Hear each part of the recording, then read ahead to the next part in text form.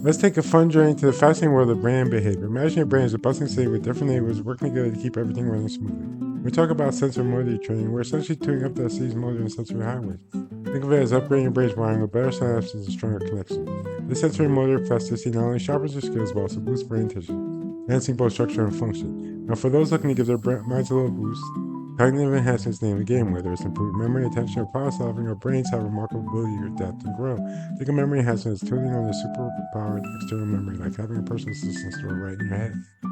By strengthening memory consolidation in areas like the hippocampus and anterior cingulate cortex. Speaking of memory, various tools like acetylcholinesterase inhibitors realistically, for example, have maintained or improved cognitive function by modulating synaptic strength and neurotransmitter activity. They're especially handy when dealing with cognitive impairments or non-cognitive symptoms, helping to keep your brain sharp and responsive.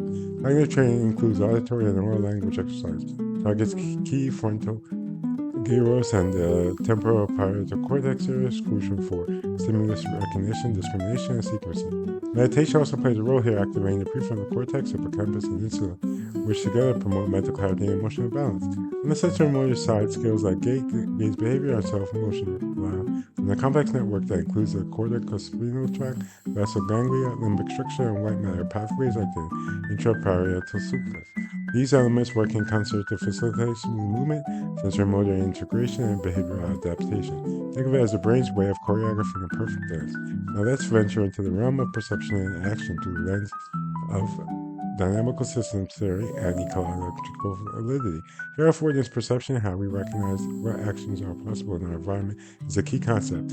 Our brains constantly interpret objects and sense affordances, like graspable objects or social gestures, through multisensory processing and body kinematics. This is where sensory motor communication shines.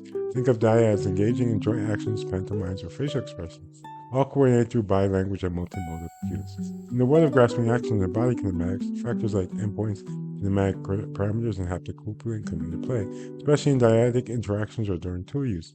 These processes are influenced by neurochemical modulation involving dopaminergic and GABAergic transmission, which underpin plasticity and learning. Gaze behavior and gait parameters also provide indicators of how we adapt and explore our environment, integral to the theory of probabilistic functionalism and inactivism, which emphasize dynamic ecological interaction. Our behavior isn't just a response to multi-causal, self-organized system that continuously adapts to exploratory activities and real-time assessment. Whether it's understanding how the brain manages the interplay between cognition, emotion, and movement, or exploring the depths of multipersonal disorder, this dynamic interaction between mind and body keeps our human experience vibrant, adaptable, and uniquely ours.